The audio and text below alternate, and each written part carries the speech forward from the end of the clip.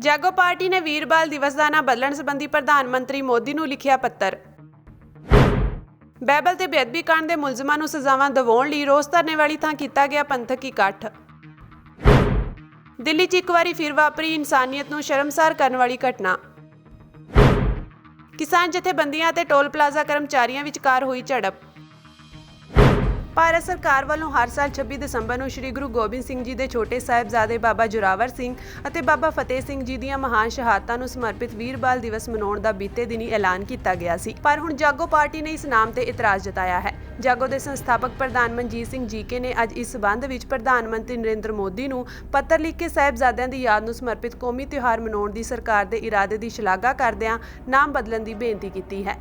ਅੱਜ ਪ੍ਰਧਾਨ ਮੰਤਰੀ ਸ਼੍ਰੀ ਨਰਿੰਦਰ ਮੋਦੀ ਜੀ ਨੂੰ ਇੱਕ ਚਿੱਠੀ ਲਿਖੀ ਹੈ ਜਾਗੋ ਪਾਰਟੀ ਵੱਲੋਂ ਕਿ ਜਿਹੜਾ ਵੀਰ ਬਾਲ ਦਿਵਸ ਮਨਾਇਆ ਜਾ ਰਿਹਾ ਹੈ 26 ਦਸੰਬਰ ਨੂੰ, ਉਹਦੀ ਸ਼ਲਾਘਾ ਕਰਦੇ ਹਾਂ। ਬਹੁਤ ਅੱਛੀ ਸੋਚ ਪ੍ਰਧਾਨ ਮੰਤਰੀ ਜੀ ਦੀ ਜਾਂ ਉਹਨਾਂ ਦੀ ਸਰਕਾਰ ਦੀ। ਪਹਿਲੀ ਦਫਾ ਕਿਸੇ ਨੇ ਇਹ ਸੋਚਿਆ ਕਿ ਏਡੀ ਵੱਡੀ ਸ਼ਹਾਦਤ ਜਿਹੜੀ ਦੁਨੀਆ ਤੱਕ ਨਹੀਂ ਪਹੁੰਚੀ ਉਹ ਪਹੁੰਚੇਗੀ।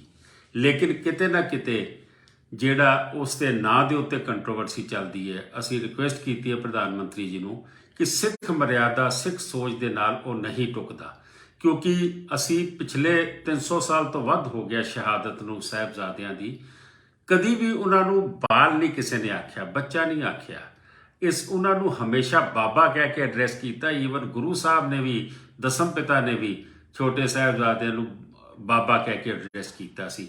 ਔਰ ਉਹਨਾਂ ਦਾ ਜੋ ਮੈਂ ਸਮਝਦਾ ਸ਼ਹਾਦਤ ਹੈ, ਜਿਸ ਤਰੀਕੇ ਨਾਲ ਸੂਬਾ ਸਰਹੱਦ ਦੇ ਅੱਗੇ ਉਹ ਪੇਸ਼ ਹੋਏ, ਉਹਨਾਂ ਨੂੰ ਤਸੀਹੇ ਦਿੱਤੇ ਗਏ, ਲਾਲਚ ਦਿੱਤੇ ਗਏ, ਅਖੀਰ ਏਡੀ ਬਰਬਰਤਾ ਦੇ ਨਾਲ ਸ਼ਹਾਦਤ ਕੀਤੀ ਗਈ।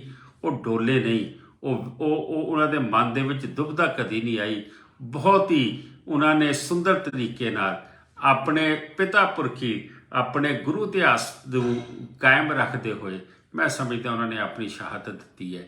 ਔਰ ਕਿਉਂਕਿ ਜਿਹੜਾ ਬਾਲ ਦਿਵਸ ਹੈ ਪੰਡਿਤ ਨਹਿਰੂ ਦੇ ਜਨਮ ਦਿਨ ਦੇ ਨਾਲ ਜਾਂਦਾ ਹੈ, ਔਰ ਕਿਸੇ ਵੀ ਤਰੀਕੇ ਨਾਲ ਪੰਡਿਤ ਨਹਿਰੂ ਦੇ ਨਾਲ ਜਾਂ ਉਹਨਾਂ ਦੀ ਏਡੀ ਲਾਸਾਨੀ ਜਿਹੜੀ ਸ਼ਹਾਦਤ ਜਾਂ ਇਤਿਹਾਸ ਹੈ, ਅਸੀਂ ਨਹਿਰੂ ਦੇ ਨਾਲ ਜਿਹੜੀ ਜੁੜਨਾ ਹੈ, ਉਹ ਕਿਤੇ ਨਾ ਕਿਤੇ ਸਿੱਖਾਂ ਨੂੰ ਉਹ ਨਹੀਂ ਠੀਕ ਲੱਗਦੀ। ਜਥੇਦਾਰ ਅਕਾਲ ਤਖਤ ਸਾਹਿਬ ਨੇ ਵੀ ਆਲਰੇਡੀ ਲਿਖਿਆ, ਔਰ ਹੁਣ SGPC ਦੇ ਪ੍ਰਧਾਨ ਸਾਹਿਬ ਨੇ ਵੀ ਪ੍ਰਾਈਮ ਮਿਨਿਸਟਰ ਨੂੰ ਜਾਂ ਗਵਰਨਮੈਂਟ ਆਫ ਇੰਡੀਆ ਨੂੰ ਚਿੱਠੀ ਲਿਖੀ ਹੈ। ਸਾਡੀ ਵੀ ਬੇਨਤੀ ਹੈ ਪ੍ਰਧਾਨ ਮੰਤਰੀ ਸਾਹਿਬ, ਬਹੁਤ ਅੱਛਾ ਕੰਮ ਤੁਸੀਂ ਕੀਤਾ ਹੈ, ਲੇਕਿਨ ਇਸ ਦਾ ਨਾਮ ਜਿਹੜਾ ਹੈ ਉਹ ਸਿੱਖ ਟ੍ਰੈਡੀਸ਼ਨਸ ਦੇ ਨਾਲ ਜੇ ਮੇਲ ਖਾਂਦਾ ਹੋਵੇ, ਇਸ ਨੂੰ ਜ਼ਰੂਰ ਬਦਲਿਆ ਜਾਵੇ। ਬਹੁਤ ਬਹੁਤ ਧੰਨਵਾਦ। ਅੱਜ ਬਾਈਬਲ ਤੇ ਬੇਅਦਬੀ ਕਾਂਡ ਦੇ ਮੁਲਜ਼ਮਾਂ ਨੂੰ ਸਜ਼ਾਵਾਂ ਦਿਵਾਉਣ ਲਈ ਪਿੰਡ ਬਾਈਬਲ ਦੇ ਬਾਹਰ ਨੈਸ਼ਨਲ ਹਾਈਵੇ ਉੱਪਰ ਲੱਗੇ ਰੋਸ ਧਰਨੇ ਵਾਲੀ ਥਾਂ ਤੇ ਪੀੜਤ ਪਰਿਵਾਰਾਂ ਤੇ ਸਿੱਖ ਜਥੇਬੰਦੀਆਂ ਨੇ ਪੰਥਕ ਇਕੱਠ ਸੱਦਿਆ ਸੀ। ਇਕੱਠ ਵਿੱਚ ਕਾਂਗਰਸੀ ਆਗੂ ਸੁਖਪਾਲ ਖਹਿਰਾ ਤੇ ਲੱਖਾ ਸਿਧਾਣਾ ਸਮੇਤ ਹੋਰ ਆਗੂ ਵੀ ਪਹੁੰਚੇ। ਇਸ ਦੌਰਾਨ ਸ੍ਰੀ ਗੁਰੂ ਗ੍ਰੰਥ ਸਾਹਿਬ ਜੀ ਦੀ ਬੇਅਦਬੀ, ਕੋਟਕਪੁਰਾ ਤੇ ਬਾਈਬਲ ਕਲਾਂ ਗੋਲੀकांड ਦੇ ਪੀੜਤ ਪਰਿਵਾਰਾਂ ਨੂੰ ਇਨਸਾਫ ਨਾ ਮਿਲਣ ਦੇ ਮੁੱਦੇ ਉਭਾਰੇ ਗਏ। ਬਾਈਬਲ ਕਲਾਂ ਇਨਸਾਫ ਮੋਰਚੇ ਦੇ ਆਗੂ ਸੁਖਰਾਜ ਸਿੰਘ ਨੇ ਕੱਲ੍ਹ ਕਿਹਾ ਸੀ ਕਿ ਇਸ ਤੋਂ ਪਹਿਲਾਂ 14 ਅਕਤੂਬਰ ਨੂੰ ਬਾਈਬਲ ਵਿੱਚ ਪੰਥਕ ਇਕੱਠ ਹੋਇਆ ਸੀ, ਜਿਸ ਵਿੱਚ ਪੰਜਾਬ ਵਿਧਾਨ ਸਭਾ ਦੇ ਸਪੀਕਰ ਕੁਲਤਾਰ ਸਿੰਘ ਸੰਧਵਾ ਨੇ ਜਨਤਕ ਤੌਰ ਤੇ ਐਲਾਨ ਕੀਤਾ ਸੀ ਕਿ ਉਹ 1.5 ਮਹੀਨੇ ਵਿੱਚ ਇਨਸਾਫ ਦਿਵਾਉਣਗੇ। ਉਹਨਾਂ ਕਿਹਾ ਕਿ ਇਹ ਵਾਅਦਾ ਵੀ ਸਿਆਸੀ ਲਾਰਾ ਸਾਬਤ ਹੋਇਆ ਹੈ। 14 ਅਕਤੂਬਰ 2015 ਦਾ ਉਹ ਕਾਲਾ ਦਿਨ, ਜਿਹਦੇ ਸੰਤਾਪ ਵਜੋਂ ਪਿਛਲੇ 7.5 ਸਾਲ ਤੋਂ ਕੌਮ ਸੜਕਾਂ ਤੇ ਰੁਲ ਰਹੀ ਹੈ। ਹਰ ਇੱਕ ਸਿੱਖ, ਹਰ ਇੱਕ ਪੰਜਾਬੀ ਦੇ ਅੰਦਰ ਉਹ ਦੁਖਾਂਤ ਦਾ ਜ਼ਿਕਰ ਹੈ ਤੇ ਉਸ ਦਾ ਦਰਦ ਹੈ। ਸੋ ਉਸ ਦਰਦ ਦਾ ਸੰਤਾਪ ਭੋਗਦਿਆਂ ਹੋਇਆਂ ਸਾਨੂੰ 7.5 ਸਾਲ ਦਾ ਸਮਾਂ ਹੋ ਗਿਆ। ਲੰਮੇ ਸਮੇਂ ਤੋਂ ਸੜਕਾਂ ਦੇ ਉੱਤੇ ਸੰਘਰਸ਼ ਕੀਤਾ ਜਾ ਰਿਹਾ, ਪਰ ਇਸ ਸਰਕਾਰਾਂ ਦੇ ਇਹਨਾਂ ਸਿਸਟਮ 'ਚ ਵੱਜੇ ਹੋਏ ਲੋਕਾਂ ਦੇ ਕੰਨ ਤੇ ਜੂੰ ਤੱਕ ਨਹੀਂ ਸਰਕਦੀ। ਸੋ ਅੱਜ ਪੂਰਾ 1 ਸਾਲ ਸਾਨੂੰ ਸੜਕ ਤੇ ਬੈਠਿਆਂ ਹੋ ਗਿਆ। 16 ਅਕਤੂਬਰ ਜਦੋਂ ਇਹਨਾਂ ਹਕੂਮਤ 'ਚ ਵੱਜੇ ਹੋਏ ਲੋਕਾਂ ਵੱਲੋਂ ਅਕਤੂਬਰ ਮਹੀਨੇ ਦੇ ਵਿੱਚ 1.5 ਮਹੀਨੇ ਦਾ ਸਮਾਂ ਲੈ ਕੇ ਸੰਗਤਾਂ ਦੇ ਨਾਲ ਇੱਕ ਝੂਠਾ ਵਾਅਦਾ ਦਿਲਾਸਾ ਦਿੱਤਾ ਜਾਂਦਾ ਹੈ, ਤਾਂ ਉਹ ਤੋਂ ਮੁਨਕਰ ਵੀ ਹੋਏ ਨੇ। ਪਿਛਲੇ ਸਾਲ ਤੋਂ ਲੈ ਕੇ ਅੱਜ ਤੱਕ 1 ਸਾਲ ਦਾ ਸਮਾਂ ਹੋ ਗਿਆ। 15 ਦਸੰਬਰ 2022 ਨੂੰ ਆਪ ਸਭ ਦੇ ਸਹਿਯੋਗ ਦੇ ਨਾਲ, ਸੰਗਤਾਂ ਦੇ ਸਹਿਯੋਗ ਦੇ ਨਾਲ ਬੇਅਦਬੀ ਇਨਸਾਫ ਮੋਰਚੇ ਦੇ ਉੱਤੇ ਇੱਕ ਵੱਡਾ ਇਕੱਠ ਪੰਥਕ ਇਕੱਤਰਤਾ ਦੇ ਰੂਪ ਦੇ ਵਿੱਚ ਸੱਦਿਆ ਗਿਆ ਹੈ। ਸੋ ਸਰਕਾਰ ਵੱਲੋਂ ਅੱਜ ਤੱਕ ਇਸ ਦੁਖਾਂ ਦਾ ਇਨਸਾਫ ਨਾ ਦੇਣਾ ਮੰਦਭਾਗਾ ਹੈ। ਜਿੱਥੇ ਉੱਥੇ ਸਾਡੀ ਕੌਮ ਦਾ ਏਕਾ ਵੀ ਨਹੀਂ ਹੋਇਆ, ਇਹ ਵੀ ਸਾਡੇ ਲਈ ਬਹੁਤ ਤਰਾਸਦੀ ਵਾਲੀ ਗੱਲ ਹੈ। ਆਓ ਏਕੇ ਵੱਲ ਵਧੀਏ, ਉਸ ਇਕੱਠ ਦੇ ਵਿੱਚ ਸ਼ਮੂਲੀਅਤ ਕਰੀਏ ਤੇ ਸਰਕਾਰ ਨੂੰ ਦਸੀਏ ਕਿ ਸਾਡੇ ਜ਼ਖਮ ਅਜੇ ਵੀ ਹੱਲੇ ਨੇ। ਸਾਡੇ ਜ਼ਖਮਾਂ ਤੇ ਸਰਕਾਰ ਰੱਤੀ ਭਰ ਵੀ ਮਲਮ ਨਹੀਂ ਲਾ ਸਕੀ ਹੈ। ਸੋ 15 ਦਸੰਬਰ 2022 ਦਾ ਇਕੱਠ ਬੇਅਦਬੀ ਇਨਸਾਫ ਮੋਰਚਾ ਬਹਿਬਲ ਕਲਾਂ ਵਿਖੇ ਹੋ ਰਿਹਾ ਹੈ। 1 ਸਾਲ ਮੋਰਚਾ ਚੱਲਦੇ ਨੂੰ ਹੋ ਗਿਆ, 1 ਸਾਲ ਦਾ, ਤੇ ਸਰਕਾਰ ਵੱਲੋਂ ਵਾਰ-ਵਾਰ ਦਿੱਤੇ ਹੋਏ ਸਮੇਂ ਤੋਂ ਮੁਨਕਰ ਹੋਣਾ ਤੇ ਇਨਸਾਫ ਨਾ ਕਰਨਾ। ਇਸ ਇਕੱਠ ਦੇ ਵਿੱਚ ਸਰਕਾਰ ਦੇ ਜਿਹੜੇ ਵਿਰੁੱਧ ਫੈਸਲੇ ਲਏ ਜਾਣਗੇ। ਸੋ ਮੈਂ ਆਪ ਸਭ ਸੰਗਤਾਂ ਨੂੰ ਨਿਮਰਤਾ ਸਹਿਤ ਬੇਨਤੀ ਕਰਦਾ ਕਿ ਵੱਧ ਚੜ੍ਹ ਕੇ ਇਸ ਇਕੱਠ ਦੇ ਵਿੱਚ ਪਹੁੰਚੋ ਅਤੇ ਨਾਲ ਹੀ ਸਾਰੇ ਸੋਸ਼ਲ ਮੀਡੀਆ ਚਲਾਉਣ ਵਾਲੇ ਜਿੰਨੇ ਸੱਜਣ ਮਿੱਤਰ ਵੀਰਾਂ ਭੈਣਾਂ ਉਹਨਾਂ ਨੂੰ ਬੇਨਤੀ ਕਰਦਾ ਕਿ ਇਸ ਇਕੱਠ ਦੇ ਸੰਬੰਧੀ ਆਪਣੇ ਹਰ ਇੱਕ ਸੋਸ਼ਲ ਮੀਡੀਆ ਪਲੇਟਫਾਰਮ ਦੇ ਉੱਤੇ ਇਸ ਦੀ ਗੱਲ ਕਰੋ। 15 ਦਸੰਬਰ ਦਾ ਜਿਹੜਾ ਇਕੱਠ ਹੈ ਉਹਦੇ ਬਾਰੇ ਕੋਈ ਲਿਖ ਕੇ, ਕੋਈ ਬੋਲ ਕੇ ਜਿੰਨੀ ਵੀ ਗੱਲ ਕਰ ਸਕਦਾ ਉਹ ਜ਼ਰੂਰ ਕਰਨ। ਬੇਨਤੀ ਨੂੰ ਪ੍ਰਵਾਨ ਕਰਨਾ ਜੀ। ਕੌਮੀ ਰਾਜਧਾਨੀ ਦਿੱਲੀ ਵਿੱਚ ਇੱਕ ਵਾਰੀ ਫਿਰ ਇਨਸਾਨੀਅਤ ਨੂੰ ਸ਼ਰਮਸਾਰ ਕਰਨ ਵਾਲੀ ਅਜਿਹੀ ਘਟਨਾ ਵਾਪਰੀ ਹੈ ਜਿਸ ਨਾਲ ਦਿੱਲੀ ਵਿੱਚ ਕੁੜੀਆਂ ਦੀ ਸੁਰੱਖਿਆ ਨੂੰ ਲੈ ਕੇ ਆਪ ਸਰਕਾਰ ਤੇ ਸਵਾਲ ਉੱਠ ਰਹੇ ਹਨ। ਦਿੱਲੀ ਦੇ ਉੱਤਮ ਨਗਰ ਨੇੜੇ ਮੋਹਨ ਗਾਰਡਨ 'ਚ ਸਕੂਲ ਜਾ ਰਹੀ 17 ਸਾਲ ਦੀ ਵਿਦਿਆਰਥਣ ਦੇ ਚਿਹਰੇ ਤੇ ਮੋਟਰਸਾਈਕਲ ਸਵਾਰ 2 ਨਕਾਬਪੋਸ਼ਾਂ ਨੇ ਤੇਜ਼ਾਬ ਸੁੱਟ ਦਿੱਤਾ। ਲੜਕੀ ਨੂੰ ਤੁਰੰਤ ਹਸਪਤਾਲ 'ਚ ਗੰਭੀਰ ਰੂਪ ਵਿੱਚ ਦਾਖਲ ਕਰਵਾਇਆ ਗਿਆ। ਦਵਾਰਕਾ ਦੇ ਡੀਸੀਪੀ ਐਮ ਹਰਸ਼ਵਰਧਨ ਨੇ ਦੱਸਿਆ ਕਿ ਹਮਲੇ ਵੇਲੇ ਨਾਬਾਲਗ ਨਾਲ ਛੋਟੀ ਭੈਣ ਵੀ ਸੀ ਅਤੇ ਉਹਨਾਂ ਨੇ 2 ਵਿਅਕਤੀਆਂ ਨੂੰ ਹਮਲੇ ਲਈ ਜ਼ਿੰਮੇਵਾਰ ਠਹਿਰਾਇਆ ਹੈ। ਹਸਪਤਾਲ ਦੇ ਇੱਕ ਡਾਕਟਰ ਨੇ ਦੱਸਿਆ ਕਿ ਲੜਕੀ ਦਾ ਚਿਹਰਾ 7 ਤੋਂ 8% ਸੜ ਗਿਆ ਹੈ ਅਤੇ ਉਸ ਦੀਆਂ ਅੱਖਾਂ ਤੇ ਵੀ ਅਸਰ ਪਿਆ ਹੈ। आज सुबह 7:30 बजे मोहन गार्डन पुलिस स्टेशन के एरिया में एक छात्रा पर जो 17 वर्ष की है 2 लड़कों ने एसिड फेंका था, जिसमें इन्वेस्टिगेशन के दौरान पता चला कि इसमें जो मेन एक्यूज्ड है वो सचिन अरोड़ा नाम का लड़का है, 19 साल का। उसको अरेस्ट कर लिया गया है। उसके साथ जो मोटरसाइकिल पे था दूसरा लड़का हर्षित, उसको भी अरेस्ट कर लिया गया है। इन्वेस्टिगेशन के दौरान पता चला है कि इसमें एक तीसरा लड़का भी इन्वॉल्व था इस कॉन्स्पिरेसी में। उसको वीरेंद्र सिंह उसका नाम है, उसको भी अरेस्ट कर लिया गया है। इसमें एक मोटरसाइकिल रिकवर हुई है, एक मोबाइल फ़ोन रिकवर हुआ है और जो एसिड फेंका गया था वो फ्लिपकार्ट से ऑर्डर किया गया था, जिसकी पेमेंट जो सचिन अरोड़ा है उसने पेटीएम के थ्रू की थी। लड़की अभी हॉस्पिटल में है और 8% बर्न इंजरी है, ट्रीटमेंट जारी है। इसमें आगे इन्वेस्टिगेशन पुलिस कर रही है।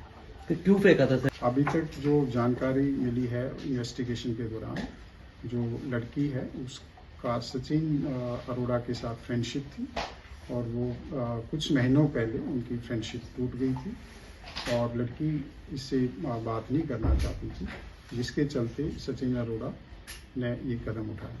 ਵਾਰਦਾਤ ਮਗਰੋਂ ਆਪ ਦੇ ਕੌਮੀ ਬੁਲਾਰੇ ਸੌਰਵ ਭਾਰਤਵਾਜ ਨੇ ਕੌਮੀ ਰਾਜਧਾਨੀ 'ਚ ਅਪਰਾਧਕ ਵਾਰਦਾਤਾਂ ਦੇ ਵਾਧੇ ਤੇ ਚਿੰਤਾ ਪ੍ਰਗਟਾਈ ਅਤੇ ਉਹਨਾਂ ਉਪ ਰਾਜਪਾਲ ਨੂੰ ਨਿਸ਼ਾਨੇ ਤੇ ਲਿਆ। ਦਿੱਲੀ ਮਹਿਲਾ ਕਮਿਸ਼ਨ ਦੀ ਮੁਖੀ ਸ਼ਿਵਾਤੀ ਮਾਲੀਵਾਲ ਨੇ ਕਿਹਾ ਕਿ ਕੌਮੀ ਰਾਜਧਾਨੀ ਵਿੱਚ ਤੇਜ਼ਾਬ ਤੇ ਪਾਬੰਦੀ ਹੋਣ ਦੇ ਬਾਵਜੂਦ ਇਹ ਸਬਜ਼ੀਆਂ ਵਾਂਗ ਖੁੱਲ੍ਹੇਆਮ ਵਿਕ ਰਿਹਾ ਹੈ। ਟਵਿੱਟਰ ਤੇ ਅਪਲੋਡ ਵੀਡੀਓ 'ਚ ਮਾਲੀਵਾਲ ਨੇ ਕਿਹਾ ਕਿ ਕਮਿਸ਼ਨ ਤੇਜ਼ਾਬ ਦੀ ਖੁੱਲ੍ਹੇਆਮ ਵਿਕਰੀ ਤੇ ਸਖਤੀ ਨਾਲ ਪਾਬੰਦੀ ਲਗਾਉਣ ਲਈ ਅਦਾਲਤ ਦਾ ਰੁਖ ਕਰ ਸਕਦਾ ਹੈ। एक 17 साल की लड़की के साथ दिल्ली में एसिड अटैक करा गया।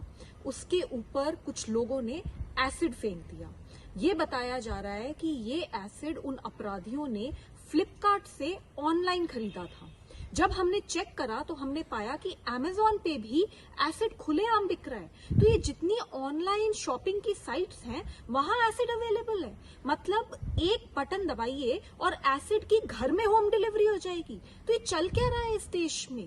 हमने नोटिस इशू करा है फ्लिपकार्ट को और Amazon को कि वो हमें एक्सप्लेन करें कि एसिड उनकी साइट पे किन किन सेलर्स ने बेचा और किन किन ने खरीदा और क्या एक्शन होना चाहिए फ्लिपकार्ट और Amazon के खिलाफ कि वो इतना इलीगल काम इतने धड़ल्ले से कर रहे हैं। इन दोनों की जवाबदेही तय होनी चाहिए और इस देश में रिटेल सेल ऑफ एसिड पूरी तरीके से बैन होना चाहिए। ਦਿੱਲੀ ਦੇ ਉਪ ਰਾਜਪਾਲ ਵੀਕੇ ਸਕਸੈਨਾ ਨੇ ਲੜਕੀ ਤੇ ਹੋਏ ਤੇਜ਼ਾਬ ਹਮਲੇ ਦੀ ਵਿਸਥਾਰਤ ਰਿਪੋਰਟ ਦਿੱਲੀ ਦੇ ਪੁਲਿਸ ਕਮਿਸ਼ਨਰ ਸੰਜੇ ਅਰੋੜਾ ਤੋਂ ਮੰਗ ਲਈ ਹੈ। ਉਹਨਾਂ ਇਹ ਵੀ ਜਾਣਕਾਰੀ ਮੰਗੀ ਕਿ ਤੇਜ਼ਾਬ ਦੀ ਵਿਕਰੀ ਤੇ ਪਾਬੰਦੀ ਦੇ ਬਾਵਜੂਦ ਇਸ ਨੂੰ ਕਿਵੇਂ ਹਾਸਲ ਕੀਤਾ ਗਿਆ। ਰਾਜ ਨਿਵਾਸ ਨੇ ਲੜੀਵਾਰ ਟਵੀਟ ਕਰਕੇ ਦੱਸਿਆ ਕਿ ਉਪ ਰਾਜਪਾਲ ਨੇ ਇਸ ਘਟਨਾ ਬਾਰੇ ਪੁਲਿਸ ਕਮਿਸ਼ਨਰ ਨਾਲ ਗੱਲਬਾਤ ਕੀਤੀ ਹੈ। ਉਪ ਰਾਜਪਾਲ ਨੇ ਇਸ ਹਮਲੇ ਦੀ ਤੇਜ਼ੀ ਨਾਲ ਜਾਂਚ ਕਰਨ ਦੇ ਨਿਰਦੇਸ਼ ਦਿੱਤੇ ਹਨ ਤਾਂ ਜੋ ਦੋਸ਼ੀਆਂ ਨੂੰ ਮਿਸਾਲੀ ਸਜ਼ਾ ਯਕੀਨੀ ਬਣਾਈ ਜਾ ਸਕੇ। ਉਹਨਾਂ ਦੱਸਿਆ ਕਿ ਉਪ ਰਾਜਪਾਲ ਹਸਪਤਾਲ ਦੇ ਡਾਕਟਰਾਂ ਦੇ ਸੰਪਰਕ 'ਚ ਵੀ ਹਨ। ਆਪਣੀਆਂ ਮੰਗਾਂ ਨੂੰ ਲੈ ਕੇ ਪਿਛਲੇ ਕਈ ਦਿਨਾਂ ਤੋਂ ਡੀਸੀ ਦਫ਼ਤਰ ਅੱਗੇ ਪ੍ਰਦਰਸ਼ਨ ਕਰ ਰਹੀਆਂ ਕਿਸਾਨ ਜਥੇਬੰਦੀਆਂ ਵੱਲੋਂ ਅੱਜ 15 ਦਸੰਬਰ ਨੂੰ ਵੱਖ-ਵੱਖ ਜ਼ਿਲ੍ਹਿਆਂ ਦੇ 1 ਮਹੀਨੇ ਲਈ ਟੋਲ ਪਲਾਜ਼ੇ ਬੰਦ ਕਰਵਾ ਕੇ ਪੱਕਾ ਮੋਰਚਾ ਲਾਉਣ ਦੇ ਪ੍ਰੋਗਰਾਮ ਉਲੀਕੇ ਗਏ ਸੀ। ਇਸੇ ਦੌਰਾਨ ਅੱਜ ਟਾਂਡਾ ਵਿਖੇ ਪ੍ਰਦਰਸ਼ਨ ਕਰ ਰਹੇ ਕਿਸਾਨਾਂ ਦਾ ਉਸ ਸਮੇਂ ਹੰਗਾਮਾ ਸ਼ੁਰੂ ਹੋ ਗਿਆ ਜਦੋਂ ਉਹਨਾਂ ਦੀ ਅਤੇ ਟੋਲ ਕਰਮਚਾਰੀਆਂ ਵਿਚਾਲੇ ਝੜਪ ਹੋ ਗਈ। ਟੋਲ ਪਲਾਜ਼ਾ ਦੇ ਕਰਮਚਾਰੀ ਅਤੇ ਕਿਸਾਨ ਆਮੋ-ਸਾਹਮਣੇ ਹੋ ਗਏ ਅਤੇ ਮਾਹੌਲ ਕਾਫੀ ਤਣਾਅਪੂਰਨ ਬਣ ਗਿਆ। ਇਸ ਦੌਰਾਨ ਪੁਲਿਸ ਵੱਲੋਂ ਲਾਠੀਚਾਰਜ ਦੀ ਵੀ ਵਰਤੋਂ ਕੀਤੀ ਗਈ। ਅੱਜ ਸਵੇਰੇ ਕਿਸਾਨਾਂ ਦੇ ਆਉਣ ਤੋਂ ਪਹਿਲਾਂ ਟੋਲ ਕਰਮਚਾਰੀ ਵੱਡੀ ਗਿਣਤੀ ਵਿੱਚ ਟੋਲ ਤੇ ਇਕੱਠੇ ਹੋ ਗਏ ਸੀ। ਇਸ ਦੌਰਾਨ ਟਾਂਡਾ ਪੁਲਿਸ ਵੱਲੋਂ ਕਿਸੇ ਤਰ੍ਹਾਂ ਦੇ ਟਕਰਾਅ ਨੂੰ ਰੋਕਣ ਲਈ ਪੁਖਤਾ ਪ੍ਰਬੰਧ ਕੀਤੇ ਗਏ ਸਨ।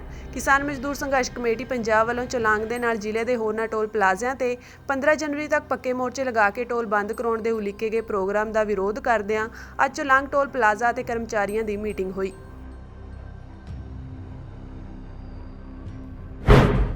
ਯੂਟੀ ਦੇ ਐਸਐਸਪੀ ਕੁਲਦੀਪ ਸਿੰਘ ਚਹਿਲ ਨੂੰ ਅਚਨਚੇਤ ਅਹੁਦੇ ਤੋਂ ਹਟਾਉਣ ਤੋਂ ਪਹਿਲਾਂ ਪੰਜਾਬ ਸਰਕਾਰ ਤੋਂ ਲਗਾਤਾਰ ਆਈਪੀਐਸ ਅਫਸਰਾਂ ਦਾ ਪੈਨਲ ਮੰਗੇ ਜਾਣ ਬਾਰੇ ਪੰਜਾਬ ਦੇ ਰਾਜਪਾਲ ਬਨਵਾਰੀ ਲਾਲ ਪੁਰੋਹਿਤ ਵੱਲੋਂ ਪੇਸ਼ ਕੀਤੇ ਤੱਥਾਂ ਨੇ ਸੂਬਾ ਸਰਕਾਰ ਦੀ ਹਾਲਤ ਕਸੂਤੀ ਬਣਾ ਦਿੱਤੀ ਹੈ। ਸ਼੍ਰੀ ਪੁਰੋਹਿਤ ਦਾ ਇਹ ਪ੍ਰਤੀਕਰਮ ਮੁੱਖ ਮੰਤਰੀ ਭਗਵੰਤ ਮਾਨ ਵੱਲੋਂ ਕੀਤੀਆਂ ਟਿੱਪਣੀਆਂ ਤੋਂ ਬਾਅਦ ਸਾਹਮਣੇ ਆਇਆ ਹੈ। ਮੁੱਖ ਮੰਤਰੀ ਨੇ ਇੱਕ ਦਿਨ ਪਹਿਲਾਂ ਹੀ ਰਾਜਪਾਲ ਨੂੰ ਲਿਖੇ ਪੱਤਰ ਰਾਹੀਂ ਰੋਸ ਪ੍ਰਗਟਾਇਆ ਸੀ ਕਿ ਚੰਡੀਗੜ੍ਹ ਦੇ ਐਸਐਸਪੀ ਦੇ ਅਹੁਦੇ ਤੇ ਪੰਜਾਬ ਕਾਡਰ ਦੇ ਆਈਪੀਐਸ ਅਧਿਕਾਰੀ ਦੀ ਹੀ ਤੈਨਾਤੀ ਕੀਤੀ ਜਾ ਸਕਦੀ ਹੈ। ਇਸ ਲਈ ਚੰਡੀਗੜ੍ਹ ਪ੍ਰਸ਼ਾਸਨ ਵੱਲੋਂ ਜੇਕਰ ਐਸਐਸਪੀ ਨੂੰ ਤਬਦੀਲ ਕਰਨ ਦਾ ਫੈਸਲਾ ਕੀਤਾ ਗਿਆ ਸੀ ਤਾਂ ਉਸ ਤੋਂ ਪਹਿਲਾਂ ਰਾਜ ਸਰਕਾਰ ਤੋਂ ਪੈਨਲ ਦੀ ਮੰਗ ਕੀਤੀ ਜਾਣੀ ਚਾਹੀਦੀ ਸੀ। ਮੁੱਖ ਮੰਤਰੀ ਵੱਲੋਂ ਕੀਤੀਆਂ ਟਿੱਪਣੀਆਂ ਤੋਂ ਬਾਅਦ ਰਾਜ ਭਵਨ ਵੱਲੋਂ ਅੱਜ 2 ਸਫ਼ਿਆਂ ਦਾ ਇੱਕ ਪੱਤਰ ਜਾਰੀ ਕੀਤਾ ਗਿਆ ਹੈ। ਇਸ ਪੱਤਰ ਰਾਹੀਂ ਰਾਜਪਾਲ ਨੇ ਮੁੱਖ ਮੰਤਰੀ ਭਗਵੰਤ ਮਾਨ ਨੂੰ ਮੁਖਾਤਿਬ ਹੁੰਦਿਆਂ ਕਿਹਾ ਕਿ ਪੱਤਰ ਲਿਖੇ ਜਾਣ ਤੋਂ ਪਹਿਲਾਂ ਤੱਥਾਂ ਦੀ ਘੋਖ ਕੀਤੀ ਜਾਣੀ ਜ਼ਰੂਰੀ ਹੈ।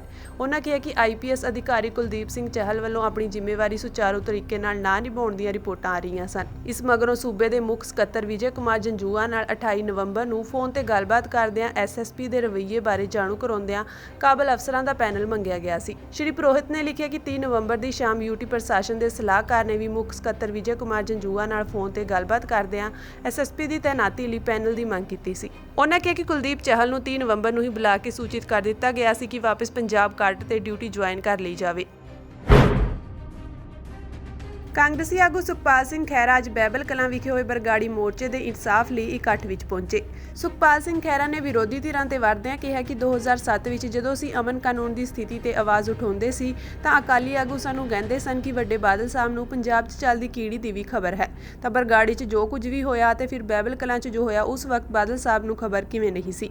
ਉਹਨਾਂ ਬਰਗਾੜੀ ਬੇਅਦਬੀ ਲਈ ਬਾਦਲ ਪਰਿਵਾਰ ਸੁਮੇਧ ਸੈਣੀ ਅਤੇ ਡੇਰਾ ਸਿਰਸਾ ਮੁਖੀ ਰਾਮ ਰਹੀਮ ਨੂੰ ਦੋਸ਼ੀ ਠਹਿਰਾਉਂਦਿਆਂ ਕਿਹਾ ਕਿ ਇਹ ਸਭ ਦੀ ਮਿਲੀਭੁਗਤ ਸੀ। ਆਮ ਆਦਮੀ ਪਾਰਟੀ ਬਾਰੇ ਖਹਿਰਾ ਨੇ ਕਿਹਾ ਕਿ ਆਪ ਪਾਰਟੀ ਨੇ ਗੁਜਰਾਤ ਵਿੱਚ ਵੋਟਾਂ ਲੈਣ ਲਈ ਲੋਕਾਂ ਨੂੰ ਬੀਜੇਪੀ ਵਾਂਗੂ ਸਿੱਖਿਆ ਤੇ ਹਿੰਦੂ ਦੇਵੀ ਦੇਵਤਿਆਂ ਦੀਆਂ ਫੋਟੋਆਂ ਛਾਪਣ ਦਾ ਲਾਲਚ ਦਿੱਤਾ ਸੀ।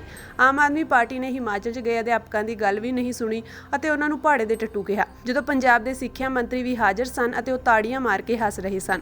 ਅਜਿਹੇ ਵਿੱਚ ਆਮ ਆਦਮੀ ਪਾਰਟੀ ਪੰਜਾਬ ਪੱਖੀ ਗੱਲ ਕਿਵੇਂ ਕਰ ਸਕਦੀ ਹੈ। ਖਹਿਰਾ ਨੇ ਕਿਹਾ ਕਿ ਮੈਨੂੰ ਕਿਹਾ ਜਾਂਦਾ ਹੈ ਕਿ ਜੇਕਰ ਮੈਂ ਆਮ ਆਦਮੀ ਪਾਰਟੀ ਨਾ ਛੱਡਦਾ ਤਾਂ ਸੀਐਮ ਅੱਜ ਮੈਂ ਹੋਣਾ ਸੀ ਪਰ ਅਰਵਿੰਦ ਕੇਜਰੀਵਾਲ ਨੂੰ ਉਹਨਾਂ ਦੇ ਇਸ਼ਾਰੇ ਤੇ ਚੱਲਣ ਵਾਲੇ ਆਗੂ ਚਾਹੀਦੇ ਹਨ ਜਿਵੇਂ ਕਿ ਭਗਵੰਤ ਮਾਨ, ਇਸ ਲਈ ਹੀ ਮੈਂ ਆਮ ਆਦਮੀ ਪਾਰਟੀ ਨੂੰ ਛੱਡ ਦਿੱਤਾ ਸੀ। ਉਹਨਾਂ ਕਿਹਾ ਕਿ ਸਾਨੂੰ ਇਹਨਾਂ ਸਰਕਾਰਾਂ ਤੋਂ ਇੰਨੀ ਜਲਦੀ ਇਨਸਾਫ ਦੀ ਉਮੀਦ ਨਹੀਂ ਕਰਨੀ ਚਾਹੀਦੀ ਅਤੇ ਇਸ ਲੜਾਈ ਲਈ ਸੰਘਰਸ਼ ਹੋਰ ਤੇਜ਼ ਕਰਨਾ ਚਾਹੀਦਾ ਹੈ। ਕਿਉਂਕਿ ਇਸ ਗੱਲ ਦਾ ਕਿ ਸਾਡੇ ਆਪਣੇ ਉਹਨਾਂ ਤੋਂ ਸਾਨੂੰ ਜ਼ਿਆਦਾ ਗਿਲਾ ਵਾ।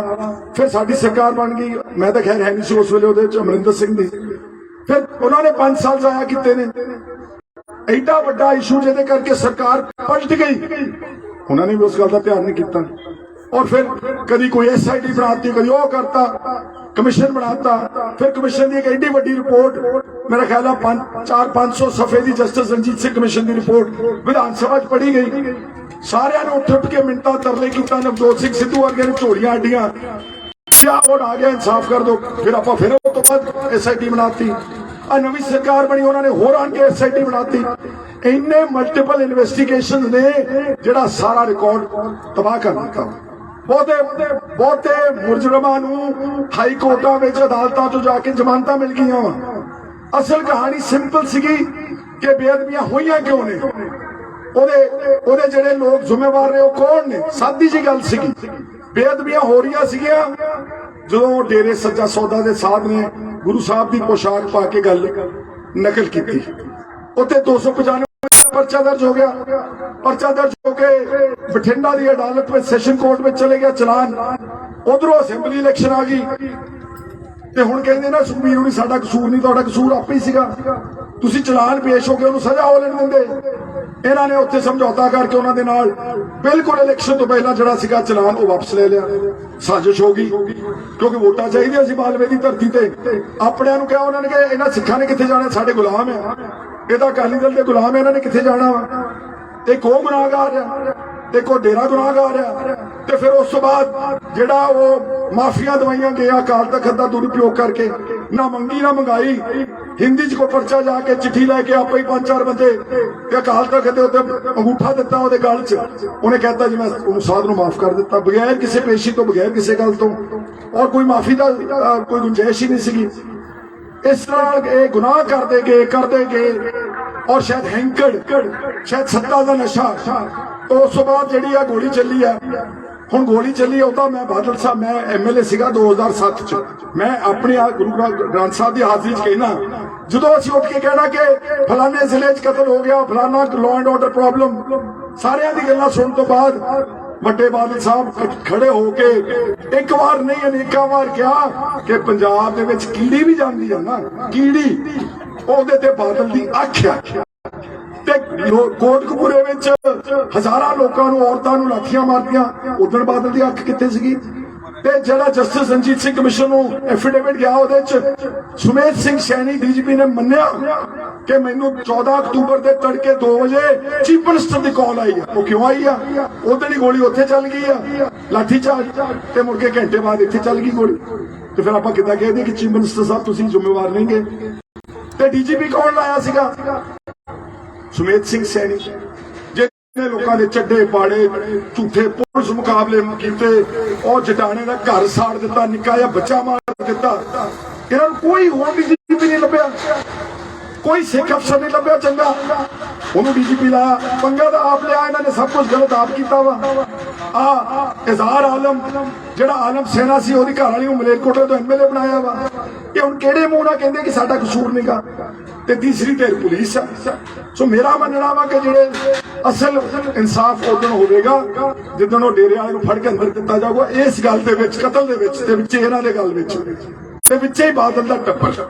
ਮੇਰੀ ਕੋਈ ਜ਼ਾਤੀ ਰੰਜਿਸ਼ ਨਹੀਂ ਉਹਨਾਂ ਦੇ ਨਾਲ, ਲੇਕਿਨ ਉਹ ਸਿਧਾਂਤਕ ਤੌਰ ਤੇ ਗਲਤ ਕੰਮ ਕਰ ਚੁੱਕੇ ਨੇ। ਤੇ ਤੀਸਰੇ ਪੁਲਿਸ ਵਾਲੇ ਸਟਾਰਟਿੰਗ ਫਰਮ ਦ DGP ਵਾਲੇ ਹਿਰਦੇ ਸ਼ਾਂਤ ਤੇ ਦੁੱਖ ਹੋਣੇਗਾ ਕਿ ਆ ਜਿਹੜੀ ਹੁਣ ਸਰਕਾਰ ਬਣੀ ਆ ਬੋਕਰ ਵਾਲਿਆਂ ਦੀ, ਤੁਸੀਂ ਝਾੜੂ ਕਹਿੰਦੇ ਕਿਆ ਲਈ ਆ? ਇਹ ਤਾਂ ਬੋਕਰ ਵਾਲੇ ਨੇ।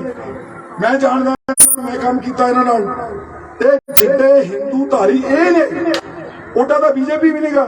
ਆ ਦੱਸੋ ਮੈਨੂੰ, ਕੇਜਰੀਵਾਲ ਨੇ ਗੁਜਰਾਤ ਦੀ ਇਲੈਕਸ਼ਨ ਜਿੱਤਣ ਵਾਸਤੇ ਕੀ ਬਿਆਨ ਦਿੱਤਾ ਸੀ ਜੀ ਕਿ ਦੇਸ਼ ਦੀ ਕਰੰਸੀ ਦੇ ਨੋਟਾਂ ਦੇ ਉੱਤੇ ਕਿਹਦੀ ਫੋਟੋ ਚਾਹੀਦੀ, ਦੱਸੋ ਜਰਾ। ਅਗੇ ਭਗਵਾਨ ਲక్ష్ਮੀ ਦੀ, ਮਾਂ ਲక్ష్ਮੀ ਦੀ ਤੇ ਗਣੇਸ਼ ਜੀ ਦੀ। ਉਹਨੇ ਕਿਹਾ ਮੈਂ ਮੋਦੀ ਨੂੰ ਵੀ ਟਪਾ ਦਿਆਂ ਜਰਾ, ਸ਼ਾਇਦ ਹਿੰਦੂ ਵੋਟ ਪਾ ਦੇਣ ਲੋਕਾਂ ਨੇ ਉੱਥੋਂ। ਇਸੇ ਹੀ ਬੋਕਰ ਨਾਲ ਕੁੱਟ ਕੇ ਬਾਹਰ ਕੱਢੇ ਨੇ ਉੱਥੋਂ ਗੁਜਰਾਤ ਦੇ ਵਿੱਚੋਂ। ਆ 5 ਜਿਹੜੇ MLA ਜਿਤਾਏ ਇਹ ਵੀ ਨਹੀਂ ਰਹਿਣੇ ਇਹਨਾਂ ਦੇ ਨਾਲ, ਸਭ ਲੜ ਜਾਣੇ ਨੇ। ਜ਼ੀਰੋ ਦੇ ਆ ਕੇ ਹਿਮਾਚਲ ਜ਼ੀਰੋ। ਹਿਮਾਚਲ ਗਿਆ ਹੈ ਕੇਜਰੀਵਾਲ ਤੇ ਉੱਥੇ ਆਪਣੇ ਪੰਜਾਬ ਦੇ ਨਾ ਲੈਕਚਰਾਰ ਚਲੇ ਗਏ, ਪੜ੍ਹੇ ਲਿਖੇ ਮੁੰਡੇ। ਸੋਲਨ ਵਿੱਚ ਇਹਦੀ ਰੈਲੀ ਸੀਗੀ, ਤੁਸੀਂ ਸੁਣਿਆ ਸਾਰਿਆਂ ਨੇ। ਦੇਖੋ ਕਿੱਡਾ ਵਾਹਿਯਾਤ ਆਦਮੀ ਆ, ਕਿੱਡਾ ਹਿੰਕੜ ਆ। ਇਹਨੂੰ ਪੱਗ ਹੀ ਨਹੀਂ ਚੰਗੀ ਲੱਗਦੀ ਹੈ ਤਾਂ ਉਦਾਂ ਡਰਾਮਾ ਕਰ ਰਿਹਾ ਸਾਰਾ। ਮੈਂ ਅੰਦਰ ਬਹਿ ਕੇ ਤੁਹਾਨੂੰ ਦੱਸ ਦੇਣਾ, ਮੈਨੂੰ ਕਈ ਲੋਕ ਕਹਿੰਦੇ ਜੀ ਖਹਿਰਾ ਸਾਹਿਬ ਤੁਸੀਂ ਆਮ ਆਦਮੀ ਨਾਲ ਛੱਡ ਦੇ ਤੇ ਅੱਜ ਤੂੰ ਚੀਫ ਮਿਨਿਸਟਰ ਹੋਣਾ ਸੀ। ਉਹ ਮੈਂ ਕਿਹਾ ਕਾਟਾ ਮਾਰੋ ਪਹਿਲਾਂ ਇੱਕ ਚੱਕੇ ਕਾਟਾ। ਮੇਰੇ ਵਰਗੇ ਬੰਦੇ ਨੂੰ ਤਾਂ 5 ਮਿੰਟ 'ਚ ਨਹੀਂ ਜਰ ਸਕਦਾ ਇਹ। ਇਹਨੂੰ ਚਾਹੀਦੇ ਸਾਰੇ ਹੱਥ ਟੋਕੇ, ਕਠਪੁਤਲੀਆਂ, ਬੇਜ਼ੁਬਾਨੇ ਬੰਦੇ। ਤੇ ਮੈਂ ਤਾਂ ਖੜਦਾ ਸੀ 5 ਮਿੰਟ ਇਹਦੇ ਮੂਹਰੇ, ਗਲਤ ਨੂੰ ਗਲਤ ਕਹਿੰਦਾ ਸੀਗਾ। ਇਸ ਕਰਕੇ ਔਰ ਉੱਥੇ ਬੱਚਿਆਂ ਨੂੰ ਕੀ ਕਿਹਾ ਸੁਣੋ ਜਰਾ। ਜਦੋਂ ਉਹਨਾਂ ਨੇ ਜਾ ਕੇ ਨਾਰੇ ਮਾਰੇ ਨਾ ਕਿ ਸਾਡਾ ਅਧਿਕਾਰ ਦਿਓ, ਕਹਿੰਦਾ ਇਹ ਭਾੜੇ ਕੇ ਟੱਟੂ ਹੈ। ਉਹ ਸਿੱਖੋ, ਤੁਹਾਨੂੰ ਭਾੜੇ ਦੇ ਟੱਟੂ ਕਹਿੰਦਾ ਵਾ। ਇਹਨਾਂ ਤੋਂ ਲੱਭਦੇ ਆਪਾਂ ਇਨਸਾਫ ਹੈ। ਔਰ ਮਗਰ ਇਹਦਾ ਮਿਨਿਸਟਰ ਖੜਾ ਸੀਗਾ ਹਰਜੋਤ ਬੈਂਸ, ਉਹ ਜਿਹੜਾ ਹੈਗਾ एजुकेशन मिनिस्टर, अब मेरे हाथ से बोतल फड़े जरा। उन्हें जो कहा ना कि ये भाड़े के टट्टू है, ते हरजोत बैंस ने पता नहीं, मैं तो हूं इन्हें ਫਿਜ਼ੀਕਲ ਨਹੀਂ ਕਰ ਸਕਦਾ, ਇੰਨੀ ਜ਼ੋਰ ਨਾਲ ਤਾੜੀਆਂ ਮਾਰ ਕੇ ਖੁਸ਼ੀ ਮਨਾਈ ਕਿ ਪੰਜਾਬ ਦੇ ਨੌਜਵਾਨਾਂ ਨੂੰ ਕੇਜਰੀਵਾਲ ਨੇ ਪਹਾੜੇ ਦੇ ਕੱਟ ਚੁੱਕਿਆ ਹੋਇਆ। ਆਹ ਤਾਂ ਸਾਡੇ ਲੀਡਰ ਨੇ ਯਾਰ। ਚੰਡੀਗੜ੍ਹ ਵਿੱਚ ਪੰਜਾਬ ਕੈਡਰ ਦੇ ਐਸਐਸਪੀ ਕੁਲਦੀਪ ਸਿੰਘ ਚਾਹਲ ਨੂੰ ਹਟਾਉਣ ਦੇ ਮਾਮਲੇ ਵਿੱਚ ਸ਼੍ਰੋਮਣੀ ਅਕਾਲੀ ਦਲ ਦੇ ਪ੍ਰਧਾਨ ਸੁਖਬੀਰ ਸਿੰਘ ਬਾਦਲ ਨੇ ਸੀਐਮ ਭਗਵੰਤ ਮਾਨ ਉੱਤੇ ਤੰਜ ਕੱਸਿਆ ਹੈ। ਉਹਨਾਂ ਨੇ ਟਵੀਟ ਕਰਕੇ ਕਿਹਾ ਕਿ ਸੀਐਮ ਦਾ ਮਤਲਬ ਚੀਫ ਮਿਨਿਸਟਰ ਹੈ, ਕਾਮੇਡੀ ਮੈਨ ਨਹੀਂ। ਇਸ ਗੱਲ ਨੂੰ ਸਮਝੋ ਭਗਵੰਤ ਮਾਨ। ਦੱਸਦੀ ਹੈ ਕਿ ਪੰਜਾਬ ਕੈਡਰ ਦੇ ਆਈਪੀਐਸ ਅਧਿਕਾਰੀ ਨੂੰ ਚੰਡੀਗੜ੍ਹ ਦੇ ਐਸਐਸਪੀ ਦੇ ਅਹੁਦੇ ਤੋਂ ਸਮੇਂ ਤੋਂ ਪਹਿਲਾਂ ਹਟਾਏ ਜਾਣ ਤੇ ਪੰਜਾਬ ਦੇ ਮੁੱਖ ਮੰਤਰੀ ਭਗਵੰਤ ਮਾਨ ਨੇ ਰਾਜਪਾਲ ਅਤੇ ਚੰਡੀਗੜ੍ਹ ਦੇ ਪ੍ਰਸ਼ਾਸਕ ਬਨਵਾਰੀ ਲਾਲ ਪੁਰੋਹਿਤ ਨੂੰ ਇੱਕ ਪੱਤਰ ਲਿਖ ਕੇ ਨਾਰਾਜ਼ਗੀ ਜ਼ਾਹਰ ਕੀਤੀ ਸੀ। ਉਹਨਾਂ ਦਾ ਕਹਿਣਾ ਸੀ ਕਿ ਪੰਜਾਬ ਕੈਡਰ ਦੇ ਆਈਪੀਐਸ ਅਧਿਕਾਰੀ ਨੂੰ ਚੰਡੀਗੜ੍ਹ ਦੇ ਐਸਐਸਪੀ ਦੇ ਅਹੁਦੇ ਤੋਂ ਵਾਪਸ ਭੇਜਣਾ ਕੇਂਦਰ ਸ਼ਾਸਿਤ ਪ੍ਰਦੇਸ਼ ਦੇ ਕੰਮਕਾਜੀ ਮਾਮਲਿਆਂ ਵਿੱਚ ਰਾਜਾਂ ਦਰਮਿਆਨ ਸੰਤੁਲਨ ਨੂੰ ਵਿਗਾੜ ਦੇਵੇਗਾ। ਪੰਜਾਬ ਦੇ ਰਾਜਪਾਲ ਨੂੰ ਲਿਖੇ ਇੱਕ ਪੱਤਰ ਵਿੱਚ ਮੁੱਖ ਮੰਤਰੀ ਨੇ ਉਹਨਾਂ ਨੂੰ ਦੱਸਿਆ ਕਿ ਰਵਾਇਤੀ ਤੌਰ ਤੇ ਪੰਜਾਬ ਕੇਡਰ ਦੇ ਇੱਕ ਆਈਪੀਐਸ ਅਧਿਕਾਰੀ ਨੂੰ ਕੇਂਦਰ ਸ਼ਾਸਿਤ ਪ੍ਰਦੇਸ਼ ਚੰਡੀਗੜ੍ਹ ਦੇ ਐਸਐਸਪੀ ਵਜੋਂ ਤਾਇਨਾਤ ਕੀਤਾ ਜਾਂਦਾ ਹੈ। ਜਲੰਧਰ ਦੇ ਲਤੀਫਪੁਰਾ ਵਿੱਚ ਲਗਭਗ 50 ਦੇ ਕਰੀਬ ਪਰਿਵਾਰਾਂ ਨੂੰ ਉਜਾੜੇ ਜਾਣ ਤੇ ਮਾਨ ਸਰਕਾਰ ਘਿਰ ਗਈ ਹੈ। ਵਿਰੋਧੀ ਪਾਰਟੀਆਂ ਲਗਾਤਾਰ ਮਾਨ ਸਰਕਾਰ ਤੇ ਨਿਸ਼ਾਨੇ ਲਾ ਰਹੀਆਂ ਹਨ। ਕਾਂਗਰਸੀ ਵਿਧਾਇਕ ਸੁਖਪਾਲ ਖਹਿਰਾ ਨੇ ਕਿਹਾ ਕਿ ਉਹ ਸੁਪਰੀਮ ਕੋਰਟ ਦੇ ਹੁਕਮਾਂ ਦਾ ਸਨਮਾਨ ਕਰਦੇ ਹਨ, ਪਰ ਲੋਕਾਂ ਨੂੰ ਬਦਲਵਾਂ ਪ੍ਰਬੰਧ ਕਰਕੇ ਦੇਣਾ ਪੰਜਾਬ ਸਰਕਾਰ ਦਾ ਨੈਤਿਕ ਫਰਜ਼ ਬਣਦਾ ਸੀ ਕਿ ਉਹ ਆਪਣੇ ਲੋਕਾਂ ਦੇ ਜੀਵਨ ਦੀ ਸੁਰੱਖਿਆ ਯਕੀਨੀ ਬਣਾਵੇ। ਉਹਨਾਂ ਕਬਜ਼ੇ ਹਟਾਉਣ ਵੇਲੇ ਇੱਕ ਸੀਨੀਅਰ ਪੁਲਿਸ ਅਧਿਕਾਰੀ ਦੇ ਵਤੀਰੇ ਦੀ ਵੀ ਨਿਖੇਧੀ ਕੀਤੀ, ਜੋ ਪਰਿਵਾਰ ਦੀਆਂ ਔਰਤਾਂ ਦੇ ਸਾਹਮਣੇ ਹੀ ਭੱਦੀ ਸ਼ਬਦਾਵਲੀ ਵਰਤ ਰਿਹਾ ਸੀ। ਉਹਨਾਂ ਮੰਗ ਕੀਤੀ ਕਿ ਅਜਿਹੇ ਪੁਲਿਸ ਅਫਸਰਾਂ ਖਿਲਾਫ ਬਣਦੀ ਕਾਰਵਾਈ ਕੀਤੀ ਜਾਵੇ। ਉਹਨਾਂ ਨੇ ਸਰਕਾਰ ਨੂੰ ਅਪੀਲ ਕੀਤੀ ਕਿ ਸਰਕਾਰ ਉਜਾੜੇ ਗਏ ਲੋਕਾਂ ਦੇ ਮੁੜ ਵਸੇਬੇ ਦਾ ਪ੍ਰਬੰਧ ਕਰਕੇ ਉਹਨਾਂ ਨੂੰ ਤੁਰੰਤ ਤਰਪਾਲਾਂ ਤੇ ਖਾਣ ਪੀਣ ਦਾ ਸਮਾਨ ਮੁਹੱਈਆ ਕਰਾਵੇ। ਇਹ ਜਿਹੜਾ ਲਤੀਫਪੁਰਾ ਜਿੱਥੇ ਪੰਜਾਬ ਸਰਕਾਰ ਨੇ ਜ਼ੁਲਮ ਢਾਇਆ, ਇਹ ਪਿਛਲੇ 75 ਸਾਲ ਤੋਂ ਐਵਰ ਸਿੰਸ ਇੰਡੀਪੈਂਡੈਂਸ ਮਰਲੇ ਦੋ ਮਰਲਿਆਂ ਦੇ ਵਿੱਚ ਗਰੀਬ ਆਦਮੀ ਰਹਿ ਰਹੇ ਸੀਗੇ। ਔਰ ਇੱਥੇ ਇਹ ਵੀ ਮੰਨਣਾ, ਪਹਿਲਾਂ ਮੈਂ ਮੰਨ ਕੇ ਚੱਲਦਾ ਵਾਂ, ਕਹਿੰਦੇ ਨੇ ਗਵਰਨਮੈਂਟ ਕੇ ਜੀ ਸੁਪਰੀਮ ਕੋਰਟ ਦਾ ਕੋਈ ਐਡਵਰਸ ਆਰਡਰ ਸੀਗਾ, ਐਂਟੀ ਆਰਡਰ ਮੰਨ ਲਿਆ। ਕਿਹੜੀ ਸਰਕਾਰ ਆ ਜਿਹੜੀ ਏਦਾਂ ਲਿਆ ਕੇ ਸਿੱਧੇ ਕਰੇਨਾਂ ਨਾਲ ਤੇ ਬੁਲਡੋਜ਼ਰਾਂ ਨਾਲ ਢਾ ਦਿੰਦੀ ਆ ਆਪਣੇ ਬੰਦਿਆਂ ਦੇ ਮਕਾਨ? ਤੇ ਸੁਪਰੀਮ ਕੋਰਟ ਵਿੱਚ ਭਗਵੰਤ ਸਿੰਘ ਮਾਨ ਦੀ ਸਰਕਾਰ ਇੱਕ ਐਫੀਡੇਵਿਟ ਫਾਈਲ ਕਰਦੀ, ਉਹ ਜੱਜਾਂ ਵਿਚਾਰਿਆਂ ਨੂੰ ਕੀ ਪਤਾ ਕਿ ਕੀ ਹੋ ਰਿਹਾ ਜ਼ਮੀਨ ਦੇ ਉੱਤੇ। ਛੋਟੇ ਛੋਟੇ ਬੱਚੇ ਉਜਾੜ ਦਿੱਤੇ ਨੇ, ਉਹ ਸਕੂਲ ਨਹੀਂ ਜਾ ਸਕਦੇ, ਉਹ ਟੈਂਟਾਂ ਸੁੱਤੇ ਆ ਦਿਖਾਈ ਜਰਾ ਇੱਕ ਮਿੰਟ, ਆ ਟੈਂਟਾਂ ਸੁੱਤੇ ਹੋਏ ਨੇ, ਆ ਟੈਂਟਾਂ 'ਚ ਬੈਠੀਆਂ ਸਾਡੀਆਂ ਬੀਬੀਆਂ ਭੈਣਾਂ। ਆ ਖਾਲਸਾ ਏਡ ਨੇ, ਸਰਕਾਰ ਨੇ ਉਜਾੜੇ, ਖਾਲਸਾ ਏਡ ਨੇ ਵਿਦੇਸ਼ਾਂ 'ਚੋਂ ਬੰਦੋਬਸਤ ਕਰਕੇ ਟੈਂਟ ਲਾਏ ਨੇ। ਤੇ ਜੇ ਸਰਕਾਰ ਸੁਪਰੀਮ ਕੋਰਟ ਜਾ ਕੇ ਸਮਝਾਉਂਦੀ ਜੱਜਸ ਨੂੰ ਕਿ ਬਹੁਤ ਇਨਹਿਊਮਨ ਇਹ ਵਤੀਰਾ ਹੋ ਜਾਏਗਾ, ਸਾਨੂੰ ਟਾਈਮ ਦਿਓ 6 ਮਹੀਨੇ ਦਾ ਜਾਂ ਸਾਨੂੰ ਟਾਈਮ ਦਿਓ ਸਾਲ ਦਾ, ਅਸੀਂ ਇਹਨਾਂ ਦਾ ਇੱਕ ਰੀਹੈਬਿਲਿਟੇਸ਼ਨ ਪ੍ਰੋਗਰਾਮ ਬਣਾਉਣੇ ਆ। ਫਰਜ਼ ਕਰੋ 50-55 ਘਰ ਨੇ, ਅਸੀਂ ਇਹਨਾਂ ਨੂੰ ਜਲੰਧਰ ਸ਼ਹਿਰ ਵਿੱਚ ਕੋਈ ਰੀਜ਼ਨੇਬਲ ਜਗ੍ਹਾ ਲੱਭ ਕੇ ਅਸੀਂ ਉਹਨਾਂ ਨੂੰ ਉੱਥੇ ਪਹਿਲਾਂ ਬਿਠਾਵਾਂਗੇ। ਉਸ ਤੋਂ ਬਾਅਦ ਇਹ ਜਿਹੜੀ ਕਲੋਨੀ ਆ, ਕਾਲੋਨੀ, ਇਹਨੂੰ ਅਸੀਂ ਢਾਹ ਦਿਆਂਗੇ, ਅਸੀਂ ਇਹਨੂੰ ਡਿਮੋਲਿਸ਼ ਕਰ ਦਿਆਂਗੇ। ਕਿਸੇ ਨੇ ਨਹੀਂ ਸੋਚਿਆ। ਔਰ ਇਹਦੇ 3 ਪੱਖ ਬੜੇ ਇੰਪੋਰਟੈਂਟ ਨਜ਼ਰ ਆ ਰਹੇ ਆ ਮੇਰੇ ਵੀਰੋ ਭੈਣੋ। 3 ਪੱਖ।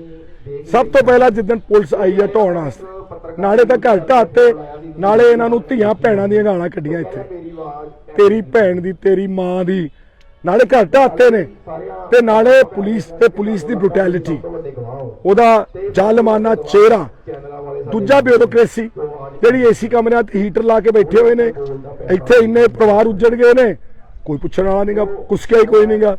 ਤੀਸਰਾ ਸਾਡੀ ਪੋਲੀਟੀਕਲ ਜਮਾਤ। ਭਗਵੰਤ ਸਿੰਘ ਮਾਨ ਕਹਿੰਦਾ ਸੀ ਜੀ ਅਸੀਂ ਤਾਂ ਪੈਂਚਰ ਵਾਲਿਆਂ ਨੂੰ ਲਿਆਉਣਾ ਅੱਗੇ, ਰੇਹੜੀਆਂ ਵਾਲਿਆਂ ਨੂੰ ਲਿਆਉਣਾ ਅੱਗੇ, ਅਸੀਂ ਗਰੀਬਾਂ ਦੇ ਚੁੱਲ੍ਹਿਆਂ ਦੀ ਅੱਗ ਬਾਲਣੀ ਆ ਜਿਹੜੀ ਬੁੱਝ ਗਈ। ਆਹ ਬਾਲੀ ਆ ਯਾਰ, ਤੂੰ ਆਹ ਬਾਲੀ ਅੱਗ ਯਾਰ, ਆ ਪਿੱਛੇ ਦੇਖਦਾ, ਆਹ ਬਾਲੀ ਅੱਗ। ਆ ਨਿੱਕੇ ਨਿੱਕੇ ਬੱਚੇ, ਉਹਨਾਂ ਨੂੰ ਘਰਾਂ ਤੋਂ ਵਾਂਝੇ ਕਰ ਦਿੱਤਾ, ਉਹਨਾਂ ਨੂੰ ਪੜ੍ਹਾਈ ਤੋਂ ਵਾਂਝੇ ਕਰ ਦਿੱਤਾ। ਇਸ ਠੰਡ ਦੀ ਰੁੱਤ ਵਿੱਚ ਉਹ ਟੈਂਟਾਂ 'ਚ ਬੈਠੇ ਨੇ, ਇਦਾਂ ਚੁੱਲ੍ਹਿਆਂ ਦੀ ਅੱਗ ਬਲਦੀ ਹੈ। ਉਧਰ ਆਮ ਆਦਮੀ ਪਾਰਟੀ ਨੇ ਜਲੰਧਰ ਦੇ ਲਤੀਫਪੁਰਾ ਵਿੱਚ ਨਾਜਾਇਜ਼ ਕਬਜ਼ੇ ਹਟਾਉਣ ਦੀ ਮੁਹਿੰਮ ਮਗਰੋਂ ਬੇਘਰ ਹੋਏ ਪਰਿਵਾਰਾਂ ਦੇ ਮੁੜ ਵਸੇਬੇ ਤੇ ਉਹਨਾਂ ਨੂੰ ਜਲੰਧਰ ਵਿੱਚ ਉੱਚ ਸ਼੍ਰੇਣੀ ਦੇ ਘਰ ਬਣਾ ਕੇ ਦੇਣ ਦਾ ਐਲਾਨ ਕੀਤਾ ਹੈ।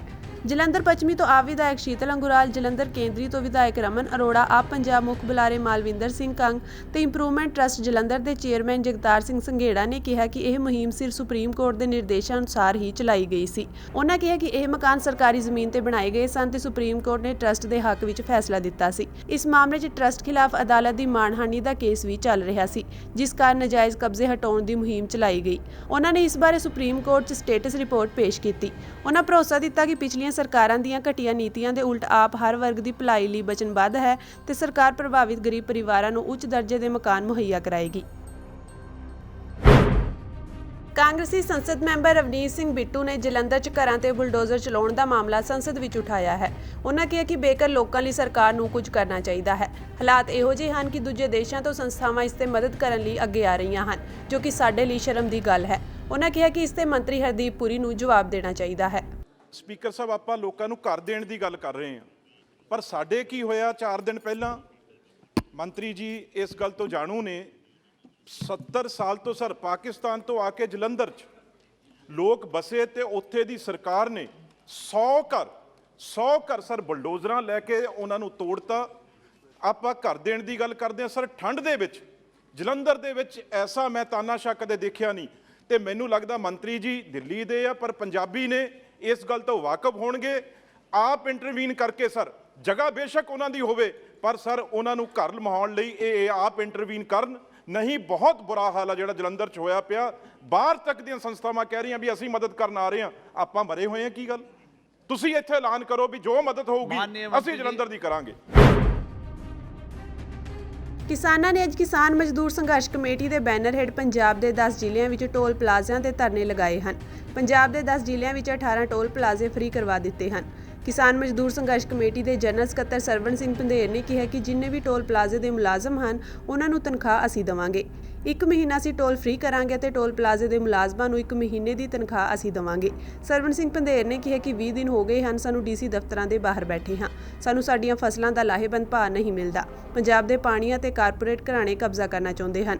ਪੰਧੇਰ ਨੇ ਕਿਹਾ ਕਿ ਪੰਜਾਬ ਸਰਕਾਰ ਸਾਡੇ ਨੌਜਵਾਨਾਂ ਨੂੰ ਰੁਜ਼ਗਾਰ ਦੇਵੇ, ਮਜ਼ਦੂਰਾਂ ਨੂੰ 365 ਦਿਨ ਕੰਮ ਨਹੀਂ ਮਿਲਦਾ। ਇਸ ਦੇ ਨਾਲ ਹੀ ਕਿਸਾਨ ਆਗੂ ਨੇ ਕਿਹਾ ਕਿ ਫਸਲਾਂ ਦੀ MSP, ਕਿਸਾਨਾਂ ਦੇ ਕਰਜ਼ੇ, ਨਸ਼ੇ ਵਰਗੇ ਮੁੱਦੇ ਤੇ CM ਭਗਵੰਤ ਮਾਨ ਕਹਿ ਰਹੇ ਹਨ ਕਿ ਕੇਂਦਰ ਦਾ ਵਿਸ਼ਾ ਹੈ। ਦੱਸਣਯੋਗ ਹੈ ਕਿ ਕਿਸਾਨ ਮਜ਼ਦੂਰ ਸੰਘਰਸ਼ ਕਮੇਟੀ ਦੇ ਬੈਨਰ ਹੇਠ ਪੰਜਾਬ ਦੇ 10 ਜ਼ਿਲ੍ਹਿਆਂ ਵਿੱਚ ਚੱਲ ਰਿਹਾ DC ਦਫ਼ਤਰਾਂ ਅੱਗੇ ਪੱਕਾ ਧਰਨਾ ਹੁਣ 15 ਦਸੰਬਰ ਤੋਂ ਟੋਲ ਪਲਾਜ਼ਿਆਂ ਤੇ ਸ਼ਿਫਟ ਹੋਵੇਗਾ। ਉਹਨਾਂ ਕਿਹਾ ਕਿ ਇਹ ਧਰਨਾ 15 ਜਨਵਰੀ ਤੱਕ ਜਾਰੀ ਰਹੇਗਾ। ਜਿਹੜੇ ਕਾਰਪੋਰੇਟ ਘਰਾਣੇ ਆ ਉਹ ਦੇਸ਼ ਦੀਆਂ ਸੰਪਤੀਆਂ ਤੇ ਪੰਜਾਬ ਦੇ ਆਰਥਿਕ ਸੋਮਿਆਂ ਤੇ ਪੂਰੀ ਤਰ੍ਹਾਂ ਕਬਜ਼ਾ ਕਰਕੇ ਬੈਠੇ ਆ।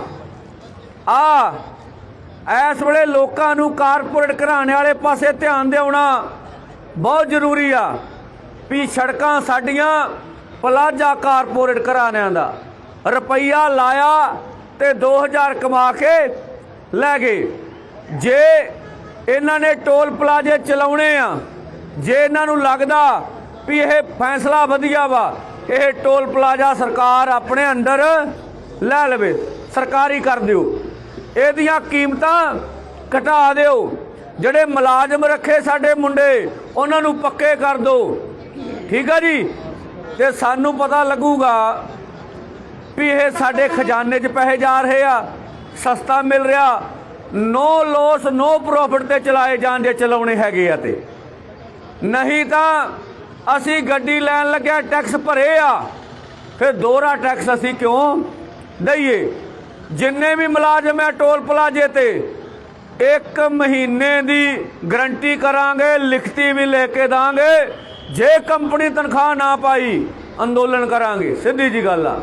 ਕੰਪਨੀ ਜਦੋਂ ਅੰਦੋਲਨ ਵਾਪਸ ਕਰਾਂਗੇ ਉਦੋਂ ਇਹ ਟੈਕਸ ਵਧਾਉਣਗੇ ਨਹੀਂ, ਜਿੱਦਾਂ ਪਹਿਲੋਂ ਦਰਾਂ ਚੱਲਦੀਆਂ ਸੀ ਉਸੇ ਦਰਾਂ ਤੇ ਚਲਾਏ ਜਾਣਗੇ। ਗੱਲ ਦਾ ਫੈਸਲਾ ਕਰਕੇ ਆਏ ਹੋਏ ਆ। ਦੂਸਰਾ, ਬਹਾਦਰ ਕਿਸਾਨੋ ਤੇ ਮਜ਼ਦੂਰੋ, 26 ਤੋਂ ਤੁਸੀਂ ਲੱਗੇ ਹੋਏ ਆ, 26 ਤੋਂ ਅਸੀਂ ਐਕਸ਼ਨ ਤੇ ਐਕਸ਼ਨ ਕੀਤੇ ਆ ਔਰ ਵੱਡੇ ਤੋਂ ਵੱਡੇ ਐਕਸ਼ਨ ਅਸੀਂ ਕਰ ਰਹੇ ਆ। 26 ਤੋਂ ਬਾਅਦ 1 ਨੂੰ ਵੱਡਾ ਐਕਸ਼ਨ ਕੀਤਾ ਅਸੀਂ, ਉਦੋਂ ਕਹਾ 4 ਨੂੰ ਵੱਡਾ ਐਕਸ਼ਨ ਕੀਤਾ, 6 ਨੂੰ ਕੀਤਾ, 7 ਨੂੰ ਕੀਤਾ, 12 ਨੂੰ ਮੰਤਰੀਆਂ ਦੇ ਘਰਾਂ ਦੇ ਘਰਾਓ ਕੀਤੇ ਆ। ਅੱਜ 15 ਨੂੰ ਅੱਧਾ ਪੰਜਾਬ ਟੋਲ ਫਰੀ ਕੀਤਾ ਵਾ ਔਰ ਤੁਹਾਡਾ ਠਾਠਾ ਮਾਰਦਾ ਇਕੱਠ ਆ। ਬੇਸ਼ੱਕ ਕੰਮਾਂ ਦੇ ਵਿੱਚੋਂ ਨਿਕਲ ਕੇ ਆਏ ਆ, ਬੇਸ਼ੱਕ ਸਾਡੇ ਬੰਦਿਆਂ ਨੇ ਮਟਰ ਚਿੱਟੇ ਕਰਾ ਲਏ ਆ, ਆਪਣੇ ਵਿਆਹਾਂ ਤੇ ਮਰਨਿਆਂ ਨੂੰ ਤਿਆਗਿਆ ਵਾ, ਕਣਕਾਂ ਦੇ ਪਾਣੀ ਪਿੱਛੇ ਛੱਡਿਆ, ਦਵਾਈਆਂ ਤੇ ਖਾਦਾਂ ਨਹੀਂ ਪਾਈਆਂ, ਪਰ ਅੰਦੋਲਨ ਦੇ ਵਿੱਚ ਡਟੇ ਹੋਏ ਆ। ਸੋ ਭਰਾਵੋ, ਜੇ ਅੰਦੋਲਨ ਇਹ ਅੱਗੇ ਵੱਧਦਾ ਵਾ ਤੇ ਤੁਹਾਡੀਆਂ ਇਹਨਾਂ ਕੁਰਬਾਨੀਆਂ ਦਾ ਮੁੱਲ ਪੈਣਾ ਵਾ। ਤੁਸੀਂ ਅੱਜ ਸੜਕ ਤੇ ਖਲੋ ਕੇ ਜਿਵੇਂ ਭਗਵੰਤ ਮਾਨ ਸਰਕਾਰ ਬਦਨਾਮ ਕਰਦੀ ਸੀ ਸਾਨੂੰ। ਇਹ ਤੰਗ ਕਰਦੇ ਆ, ਕਿਸੇ ਨੂੰ ਪੁੱਛਿਓ ਵੀ ਆ ਟੋਲ ਫਰੀ ਕੀਤੇ ਆ। ਸਵਾਗਤ ਕਰਦਾ ਤੁਹਾਡਾ ਵੀ ਕਿਸਾਨਾਂ ਦੀ ਲਹਿਰ ਪੰਜਾਬੀਆਂ ਨੂੰ ਰਾਹਤ ਦੇ ਰਹੀ ਹੋ ਗਈ ਆ। ਔਰ ਇਹ ਅੰਦੋਲਨ ਜਿੱਤਾਂਗੇ ਉਦਣ ਜਿੱਦਣ ਪੰਜਾਬ ਦਾ 3 ਕਰੋੜ ਬੰਦੇ ਖੜੇ ਹੋ ਗਏ। ਸਾਡਾ ਪੰਜਾਬ ਦਾ ਅੰਮ੍ਰਿਤ ਵਰਗਾ ਪਾਣੀ ਇਹ ਜ਼ਮੀਨਾਂ ਦੇ ਥੱਲੇ ਕੈਮੀਕਲ ਵਾਲਾ ਪਾ ਰਹੇ ਆ। ਸਾਡੇ ਦਰਿਆਵਾਂ ਸਾਡੇ ਨਾਲਿਆਂ ਵਿੱਚ ਜ਼ਹਿਰ ਘੋਲ ਰਹੇ ਆ। ਉਹ ਵੀ ਪੰਜਾਬੀਆਂ ਦਾ ਸਾਂਝਾ ਮੁੱਦਾ ਵਾ। ਅਸੀਂ ਚਾਹੁੰਦੇ ਆ ਖੇਤ ਮਜ਼ਦੂਰਾਂ ਨੂੰ 365 ਦਿਨ ਰੁਜ਼ਗਾਰ ਦਿੱਤਾ ਜਾਵੇ। ਮਾਈਕਰੋ ਫਾਈਨੈਂਸ ਕੰਪਨੀਆਂ ਰੱਜ ਕੇ ਲੁੱਟ ਰਹੀਆਂ ਪੰਜਾਬੀਆਂ ਨੂੰ, ਉਹ ਲੁੱਟ ਬੰਦ ਹੋਣੀ ਚਾਹੀਦੀ ਆ। ਭਾਰਤੀ ਜਨਤਾ ਪਾਰਟੀ ਨੇ ਪੰਜਾਬ ਦੀ 15 ਮੈਂਬਰੀ ਸੂਬਾ ਚੋਣ ਕਮੇਟੀ ਵਿੱਚ 5 ਸਾਬਕਾ ਕਾਂਗਰਸੀਆਂ ਨੂੰ ਥਾਂ ਦਿੱਤੀ ਹੈ। ਸਾਬਕਾ ਮੁੱਖ ਮੰਤਰੀ ਕੈਪਟਨ ਅਮਰਿੰਦਰ ਸਿੰਘ, ਸਾਬਕਾ ਸੰਸਦ ਮੈਂਬਰ ਸੁਨੀਲ ਜਾਖੜ, ਸਾਬਕਾ ਮੰਤਰੀ ਰਾਣਾ ਗੁਰਜੀਤ ਸਿੰਘ ਢਿੱਲੋਂ ਅਤੇ ਰਾਜਕੁਮਾਰ ਵੇਰਕਾ ਅਤੇ ਸਾਬਕਾ ਵਿਧਾਇਕ ਕੇਵਲ ਸਿੰਘ ਢਿੱਲੋਂ ਨੂੰ ਚੋਣ ਕਮੇਟੀ ਵਿੱਚ ਸ਼ਾਮਿਲ ਕੀਤਾ ਗਿਆ ਹੈ। ਇਸ ਕਮੇਟੀ ਵਿੱਚ ਭਾਜਪਾ ਦੇ ਕੌਮੀ ਮੀਤ ਪ੍ਰਧਾਨ ਸੁਦਾਨ ਸਿੰਘ, ਪੰਜਾਬ ਇੰਚਾਰਜ ਵਿਜੇ ਰੂਪਾਣੀ ਅਤੇ ਪ੍ਰਦੇਸ਼ ਭਾਜਪਾ ਦੇ ਸਹਿ ਇੰਚਾਰਜ ਡਾਕਟਰ ਨਰਿੰਦਰ ਸਿੰਘ ਰੈਣਾ ਨੂੰ ਵਿਸ਼ੇਸ਼ ਸੱਦੇ ਤੇ ਕਮੇਟੀ ਵਿੱਚ ਸ਼ਾਮਿਲ ਕੀਤਾ ਗਿਆ ਹੈ। ਪੰਜਾਬ ਭਾਜਪਾ ਦੇ ਪ੍ਰਧਾਨ ਅਸ਼ਵਨੀ ਸ਼ਰਮਾ ਨੇ ਪਾਰਟੀ ਦੇ ਕੌਮੀ ਪ੍ਰਧਾਨ ਜਗਤ ਪ੍ਰਕਾਸ਼ ਨੱਡਾ ਨਾਲ ਸਲਾਹ ਮਸ਼ਵਰੇ ਤੋਂ ਬਾਅਦ ਸੂਬਾ ਚੋਣ ਕਮੇਟੀ ਅਤੇ ਅਨੁਸ਼ਾਸਨੀ ਕਮੇਟੀ ਦਾ ਐਲਾਨ ਕੀਤਾ ਹੈ। ਪ੍ਰਧਾਨ ਮੰਤਰੀ ਨਰਿੰਦਰ ਮੋਦੀ ਨਾਲ ਮੁਲਾਕਾਤ ਤੋਂ ਬਾਅਦ ਸਾਬਕਾ ਮੁੱਖ ਮੰਤਰੀ ਕੈਪਟਨ ਅਮਰਿੰਦਰ ਸਿੰਘ ਨੇ ਮੀਡੀਆ ਨੂੰ ਮੀਟਿੰਗ ਬਾਰੇ ਜਾਣਕਾਰੀ ਦਿੱਤੀ। ਭਾਰਤੀ ਜਨਤਾ ਪਾਰਟੀ ਦੇ ਸੀਨੀਅਰ ਆਗੂ ਅਤੇ ਸਾਬਕਾ ਮੁੱਖ ਮੰਤਰੀ ਕੈਪਟਨ ਅਮਰਿੰਦਰ ਸਿੰਘ ਨੇ ਅੱਜ ਨਵੀਂ ਦਿੱਲੀ ਵਿਖੇ ਸੰਸਦ ਵਿੱਚ ਪ੍ਰਧਾਨ ਮੰਤਰੀ ਨਰਿੰਦਰ ਮੋਦੀ ਨਾਲ ਮੁਲਾਕਾਤ ਕੀਤੀ। ਕੈਪਟਨ ਅਮਰਿੰਦਰ ਸਿੰਘ ਨੇ ਕਿਹਾ ਕਿ ਉਹ ਕਰੀਬ 3 ਮਹੀਨਿਆਂ ਬਾਅਦ ਪ੍ਰਧਾਨ ਮੰਤਰੀ ਨੂੰ ਮਿਲੇ ਹਨ। ਉਹਨਾਂ ਦੱਸਿਆ ਕਿ ਉਹਨਾਂ ਦੀ ਪ੍ਰਧਾਨ ਮੰਤਰੀ ਨਾਲ ਕਰੀਬ ਅੱਧਾ ਘੰਟਾ ਵਿਸਥਾਰਤ ਮੀਟਿੰਗ ਹੋਈ। ਸਾਬਕਾ ਮੁੱਖ ਮੰਤਰੀ ਨੇ ਕੋਈ ਵਿਸ਼ੇਸ਼ ਵੇਰਵੇ ਦਿੱਤੇ ਬਿਨਾਂ ਕਿਹਾ ਕਿ ਉਹਨਾਂ ਨੇ ਪੰਜਾਬ ਦੇ ਮੌਜੂਦਾ ਹਾਲਾਤ ਬਾਰੇ ਵਿਆਪਕ ਅਤੇ ਵਿਸਤ੍ਰਿਤ ਚਰਚਾ ਕੀਤੀ ਹੈ। ਬਾਅਦ ਵਿੱਚ ਸੰਸਦ ਭਵਨ ਕੰਪਲੈਕਸ ਵਿੱਚ ਪੱਤਰਕਾਰਾਂ ਨਾਲ ਗੱਲਬਾਤ ਕਰਦਿਆਂ ਕੈਪਟਨ ਅਮਰਿੰਦਰ ਸਿੰਘ ਨੇ ਜਲੰਧਰ ਦੇ ਗੁਰਦੁਆਰਾ ਸਾਹਿਬ ਦੇ ਬਾਹਰ ਅੱਗ ਲਗਾਉਣ ਦੀ ਘਟਨਾ ਦੀ ਨਿੰਦਾ ਕੀਤੀ, ਜਿੱਥੇ ਕੁਰਸੀਆਂ ਤੇ ਬੈਂਚ ਸਮੇਤ ਕੁਝ ਫਰਨੀਚਰ ਨੂੰ ਅੱਗ ਲਗਾ ਦਿੱਤੀ ਗਈ ਸੀ। ਉਹਨਾਂ ਕਿਹਾ ਕਿ ਇਹ ਬਿਲਕੁਲ ਅਸਵੀਕਾਰਨਯੋਗ ਹੈ ਅਤੇ ਇਸ ਨੂੰ ਤੁਰੰਤ ਰੋਕਣਾ ਚਾਹੀਦਾ ਹੈ।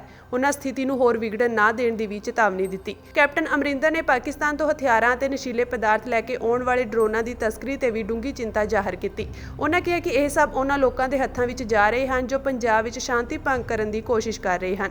ਉਹਨਾਂ ਨੇ ਕਿਹਾ ਕਿ ਉਹ ਹਮੇਸ਼ਾ ਪਾਕਿਸਤਾਨੀ ਸਾਜ਼ਿਸ਼ਾਂ ਵਿਰੁੱਧ ਚੇਤਾਵਨੀ ਦਿੰਦੇ ਰਹੇ ਹਨ ਅਤੇ ਹੁਣ ਹਥਿਆਰਾਂ ਅਤੇ ਨਸ਼ਿਆਂ ਦੀ ਘੁਸਪੈਠ ਦੀ ਬਾਰੰਬਾਰਤਾ ਬਹੁਤ ਜ਼ਿਆਦਾ ਹੈ।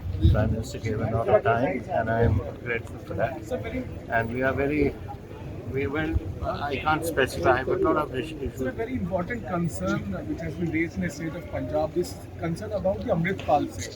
His followers are now seen, taking law in their hands, and they openly took out this. Totally unacceptable.